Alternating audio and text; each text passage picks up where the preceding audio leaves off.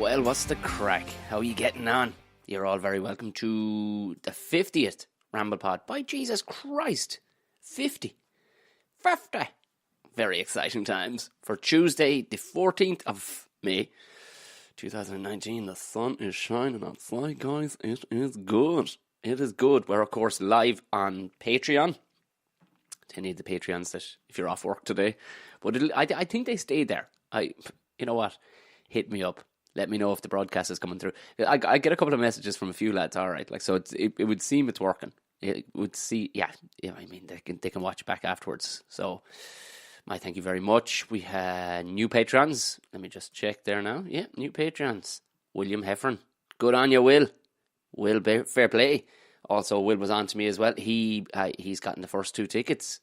The very first two tickets of the entire tour of Caveman, Defending the Caveman. Because, oddly enough, Coleraine, the Riverside Theatre in Coleraine, have put it on sale first in May. It's a good run-in. That's a good run-in. So they put it on sale yesterday. So, there you go, Colerainians, Colerainites. If you're anywhere in the district, get them while they're hot. Will was in there like a fucking shit out of a duck's arse. He was like in there, pulled the trigger faster than I could fucking post it nearly. So I put it up yesterday, the link, but I'll put the link in the show description of this too. So I'll feed you them as they come to me. The PR lady over in Scotland, she sent it on to me yesterday that it has gone on sale, and it would seem they are. Fantastic stuff, very exciting times. So Defending the Caveman, if you haven't heard of it, it's a one-man play. Olivier Award-winning, longest-running one-man play in Broadway history, and I think it's longest-running play. I think it still runs in Vegas. It's in the Dominican Republic and Iceland at the minute. Neither one hurling strongholds, I'm told. So we'll blow the fucking arse off it with the Irish version. They're letting me change it a small bit for us. So have a fucking gander like that. I'll put the link in the description.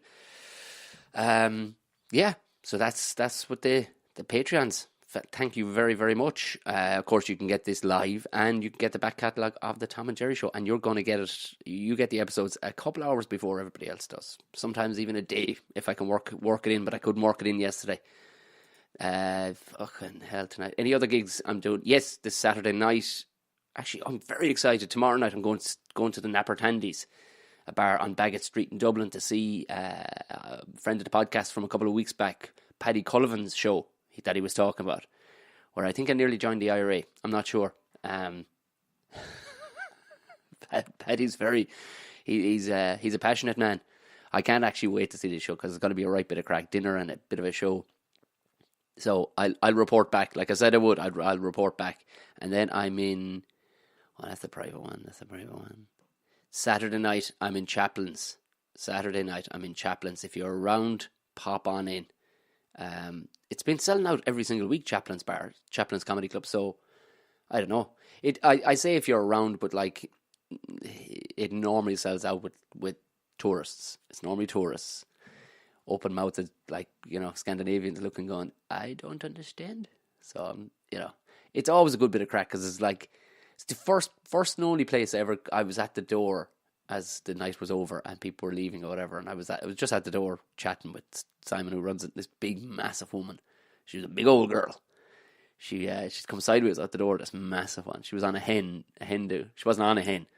Fucking hell! Do you want to be a big hen to carry this yoke? But she's the first and only person I've ever heard go, "I vote for Brexit." I'm like, okay, all right. Are you enjoying your time here in Europe then, if that's the case? I voted for it. And I have my reasons. She just announced this. No hello, no nothing. I'd just been on stage for half an hour and she just decided, and I'd mentioned nothing about Brexit, so it wasn't relevant at all. I think she was just happy to go around telling the world, but I was like, but you do realise it's going to get a bit trickier. You've made this situation that you're enjoying right now a bit trickier if you want to do it again. But nah, there was no point in getting into it. All she was full of drink. This woman was walking out with a bottle of wine. The cap gone off it. And, yeah, it was a cap. And she was just drinking that straight from the bottle. So you know what I'm talking about. But it's actually, I always enjoy it inside there anyway. But like that, it doesn't need much in the way of promotion. It does very, very well. I'm very excited myself. Is it this weekend? No, it's next weekend. I don't know if she get it from a Christmas gift or something. Or was it it was a birthday present last year. I'm finally getting to get my birthday present next Saturday, this 25th. I'll be, as many as I can anyway, I'll take photographs and stuff, but I'm getting to make an axe. This fella, he must be Icelandic or something. His name is Guvnor and Hodge, with the O in Hodge has a line through it. So if any Scandinavians are listening, I'm absolutely fucking annihilating this. Yeah, I'm getting to make an axe. Isn't that exciting? I know a lot of people are going, what? Just buy a fucking axe, you tit. No, but fucking hell. There's a manly nature to this. Like, well, I don't, even manly, I reckon there'll be women at it and everything. Who wouldn't want to make some fucking iron forging shit? I'm very excited. Later on that night, then I'll be shooting straight up to, oh, Jesus, I won't be shooting. But I'll be, I'm going up to Newry Comedy Club. I'll be up to, I'll be in Newry. It's not Newry Comedy Club, McCooey's. Like, I know, I talked about this last week. I cannot believe that's the real name. I wrote it McCooney's, and they slagged me for it. Like, what the fuck is McCooney's, Tom? I'm like, stop. McCooey's sounds ridiculous. But before that, I'll be in Whelan's on the 21st with Aaron McCann, the man with the giant fucking head. I'm very excited for him. He's been selling out everywhere. Sold out. Limelight sold out. The Roisin Dove. Whereas, I don't know where else. He sold out, obviously. Daly's in Oma. He'd fucking want to. You'd want to go see him in Oma. And then I'm in... we're all over the map here, lads. The 23rd. That's the 21st. The 23rd, I'm in Dante's. Dante. Comedy Club in Dublin. Look, there's no point in getting into any more of this. They're all up there on the website. TomO'Mahony.com/gigs. And that Cold Rain one, I will put that in the show notes of this, if you want to come along. That will be, but that's October 10th, that one. Did he even say it? Did he even say it? October 10th. I'm very excited. I'm looking out the window here. We are the proud owners of some trees. Yeah. I was telling you last week about the tree situation. We, from a very strange uncle and aunt of ourselves. She, like, normally at a wedding, anybody who's about to get married or anything like that, you'll get lots of envelopes with some cashola inside it. And that's typically what you expect. But this uncle and aunt, they're strange folk, and I'm mad about them. They're really weird. They're kind of hippies. They're cool as fuck. But they bought us 100 oak trees. Yeah. 3 foot, 100 saplings, I'm guessing, or whatever you'd call them, whips or something at that height. 100 oak trees. Yeah. I don't know what we were going to fucking do with 100 oak trees, but that was our present. And we hadn't cashed it in. And the whatchamacallit was running out the voucher for these 100 fucking oak trees. I don't know. It was running out. So we, of course, knowing our luck, I don't know, did I tell you this last week? But anyway, I'm recapping. Knowing our luck, this place, the nurseries that had it, were going out of fucking business. They were going into receivership. It's like, for the love of Christ. So the to and fro was a bit fucking hefty. They weren't going to give us the money for it anyway, so clearly, because the bank owns those fucking things now at this stage, and they'd no more of these little trees. So we made our way over there. It was really weird, like, because I'm guessing the place wasn't really customer friendly. Like, their front offices was basically a bungalow out the front, and they just had acres and acres of polytunnels and shit out the back. But there was a very down vibe, which is understandable given that they're just clearing the place out and it's gone into receivership. But there was a guy like sweeping out the front. But it was, I'm not saying that the writing was on the wall for him. But like, when you see what these other garden centres and stuff are doing, like, they're practically, you know what I mean?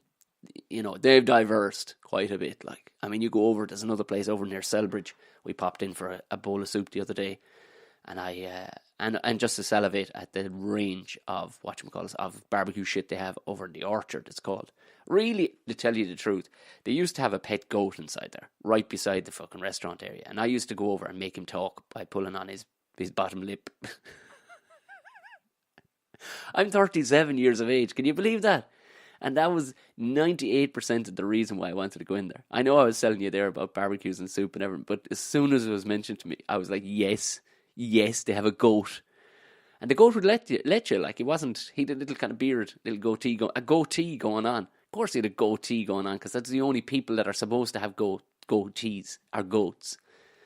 But no fucking goat. I was raging. But you see this place and you're going, fuck me.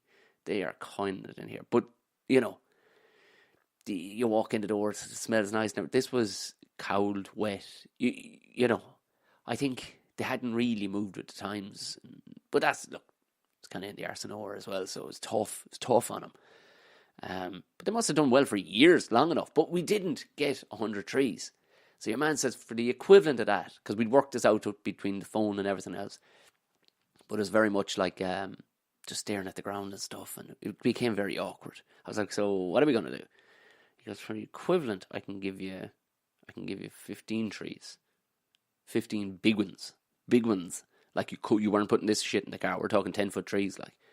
So we chose these trees. It became really awkward. So I just kind of had to take the situation by the scruff of the neck somewhat and go, right, so, okay, 15, we'll take 5 different types, 3 of each, if that's okay. Okay. Right, okay. And he was a nice guy, but you just going, it's pissing down rain, man. Can we come to this? You know, can we sort this out rather than, you know, the customer service wasn't, maybe it was good one time and now they're like, fuck this place because of the bank or whatever, like, but, it made it awkward. But in fairness, and he was a hell of a nice fella in the end. He turned up yesterday with the trees. He delivered them. We got 15 of these trees. I'm fucking delighted with them. They're class. I must put a picture up. Do you know what? Like, you own shit, right? You own loads of stuff, but I'm fucking delighted with these trees. I don't know why. I can't climb them. You know what I mean? I'm fucking delighted with them, though. So we have them still in the pots, and we have them just lined up along a fence. Just pinned to the fence. We'll water them every couple of days or whatever, so... Any horticultural people out there, if you're really digging this piece of podcasting, everybody else is like, oh, for the love of fuck, when's he going to get on to talking about fucking people dying on stage and stuff like that? But I'm excited about the fucking trees, lads. It's the little things. Axe. I know. I've told you that I'm about to make an axe, and I'm very excited by my trees. And one shouldn't go together with the other, but it does. My excitement is the same all over. Oh, what a weekend of it. Oh, got to see what A&E looks like. Now we're into the good stuff, says you. Now we're into the good stuff. I apologise, I'm drinking tea. I just can't help it. I know I shouldn't drink tea during a podcast, like, but I gotta get this done. It's early enough in the morning. Early for a comedian. I'm doing today's buckshot. It's getting recorded today, so I've got to shoot into the Laughter Lounge in about an hour. So I'm just rattling this out. Yeah, we were herself, because as you may or may not know, if you're new to the podcast, hit subscribe. This is out twice weekly. But as you may or may not know, we're soon to be parents, and herself got a most ferocious pain under her ribs. We couldn't get to the fucking bottom of it, so into A&E. First we rang the maternity hospital. They're like, you probably have to go to there first. And oh my God. Turns out it's all okay. Everything's grand. But the fucking, like, loveliest people working in that hospital. But, like, you can see it out your fucking ear, as a man used to say to me. When a thing is very obvious, I think is what he meant. You can see it out your fucking ear. It's all over the fucking map. You're like, what? This is not how you run a shop. What? Like, quite literally, okay, so, there were habitual people that go in there too, though. You know what I mean? It wasn't full of mad cunts, because it was early enough, like, it was about 7:30, 8 o'clock on Saturday night. So it wasn't full of mad busted heads and stuff. There was a few of them turned up alright, but, there was a few habitual people in there. Did you know? They're fuckers. They're in there because, I don't know. But there were, like, people that had, like, Annie is supposed to be, like, bust an emergency. You know, you're just fucking run in there and you know. But when you see people who have brought, like, their phone chargers, you know, provisions from home, they're used to this shit. Like, there was this big old fucking unit. And I'm saying this because she was just as rude as fuck to everybody around her. and she just spoke on her phone continuously. I think she may have been Eastern European. I don't know, but it sounded Eastern European. But that's not the issue. The issue is that just how it's not no real issue. But I'm just amazed by like her young fella was there. He had a weird a very weird go about him. You know, when you look at somebody, you go, "Are you just a chubby, like young fella, like a 12-year-old, or are you like, I don't know, a bit of a masculine fucking mid-30s woman? You know, that kind of a look. Like, he had the tight hair, all right, like possible lesbian had, but he still had, like, babyish skin. But then he started rolling a fag. But I was up to 90, needless to say. I'm up to fucking 90, stressed out, sitting there going, what the fuck are we doing sitting here amongst people who have busted fingers and stuff and all the rest of it?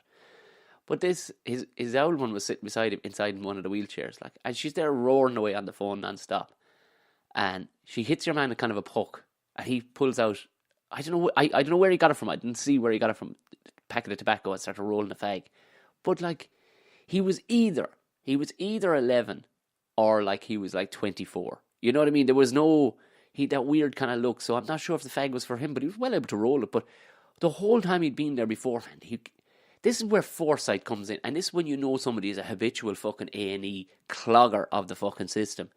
He'd brought sunflower seeds, a packet of sunflower seeds, which I'm okay with, but I know for a fact he didn't buy them on the way because they were the Aldi brand. And he brought them, but why? Do you remember in Ace Ventura when he was eating those fucking seeds and they were sticking all over his teeth and everything? That's what this fucker was like, straight across the seat from me, like. And he'd brought a spare plastic bag to spit the pips into, the shells of the seeds into. So he's gnawing away on these things for a good 25 fucking minutes as I'm up to fucking 90 with stress, looking around the place. What the fuck is a pregnant woman doing sitting in amongst all this shit? But he brought an extra bag to spit the shells into. Like, that takes foresight. That means you have been to A&E a lot. You've been to triage, as they call it, a lot. If this fucker has the foresight to bring a spare bag just for the shells of the pumpkin seeds, like, and just coughing. That's what. Oh my good fuck! When did this become a fucking fashion? Cover your fucking mouth if you are older than 3 and not a fucking cat. Cover your fucking mouth when you're coughing, you cunts. Jesus. I mean, I know I go on about smelly fuckers in the shop who haven't washed in 10 days. But the fucking coughing thing, cover your fucking mouth. You animal. A fucking cow would look less fucking proud of themselves if they were coughing like that. Oh my God. Just fucking... Alright, dog. Hey, dog, what's the crack? Fairness, she's getting better. She realises when the podcast is on and that Tom is fucking shouting and roaring is as well to just stay away. She doesn't jump up much anymore. I'm glad she came in there. I was going to go off on a right fucking rant. I probably already did. I was down that road already. Yeah, the coughing lads. If you know, like, you have to be allowed to slap them. You have to be. If the cops show up, there should be just like an actual written rule going, oh, he slapped you? Well, that is wait. Oh, you coughed and in public and didn't cover your mouth and just left your mouth wide open, just coughing like a fucking yakking cat.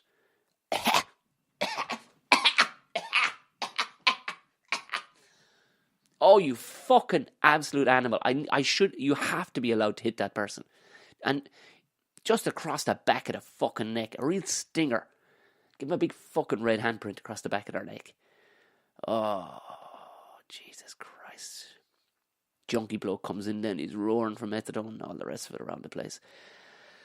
His poor girl had to be taken out of a private room, who, I found out she was in a fucking bad way, had to be taken out of that room because this guy was not secure enough, and by law they do have to look after. It took four people to secure this motherfucker, covered in fucking blood and everything, roaring that he got into a fight over methadone. Like, you're going, you can't. They brought him tea and sandwiches. Neither one of us saw fucking tea or sandwiches all evening.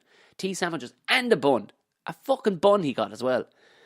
Oh, you motherfucker. I'm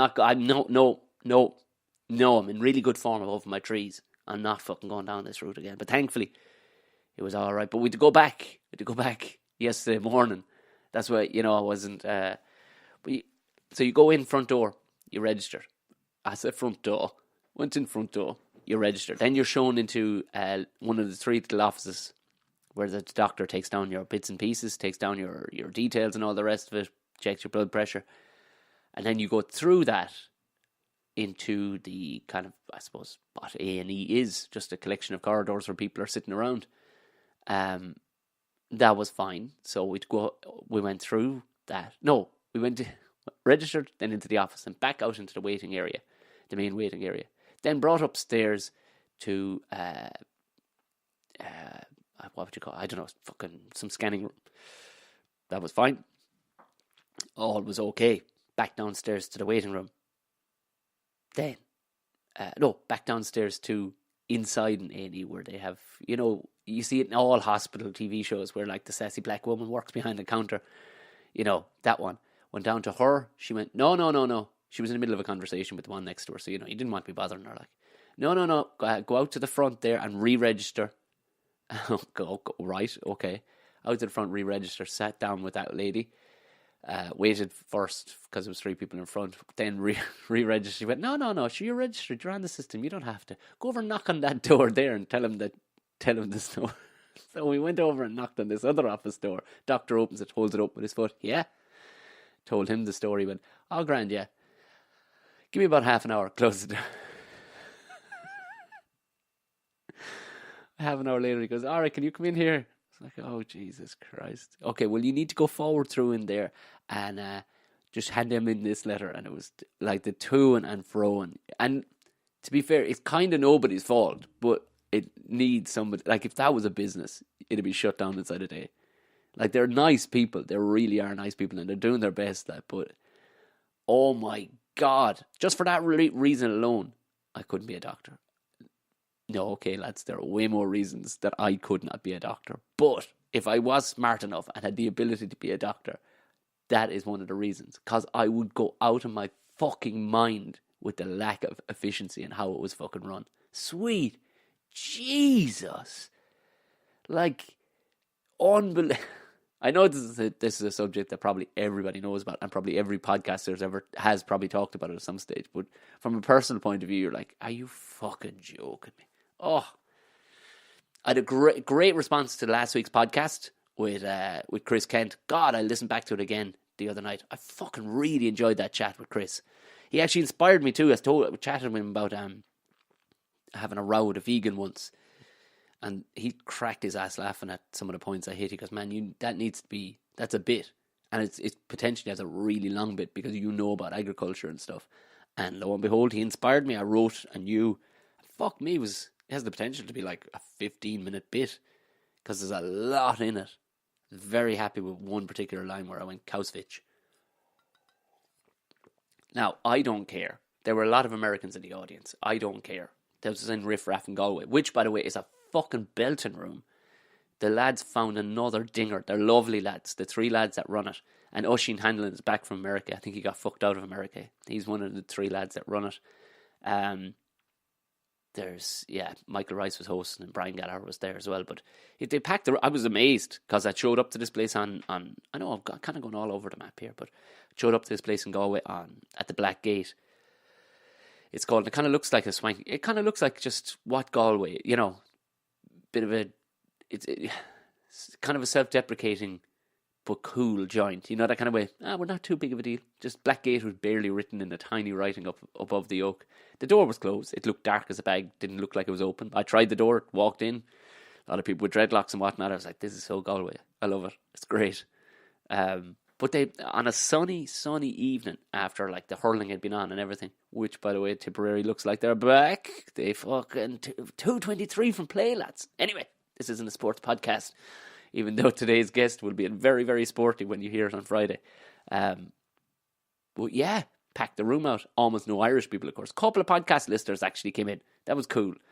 But yeah, tried out my new bit. Very, very inspired by how Chris goes about it. He's so fucking disciplined in how he goes about writing. Like he was saying, 6 brand new fucking hours. 6 individual hours he has. Like, that's impressive. That's fucking impressive. Like, collectively, I probably have about 4 hours.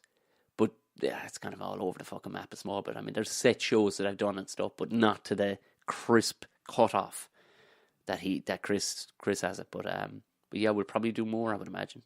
He's going to definitely do something on cross-threading bulls. It's too stressful of a situation that you can't tell people about. You gotta.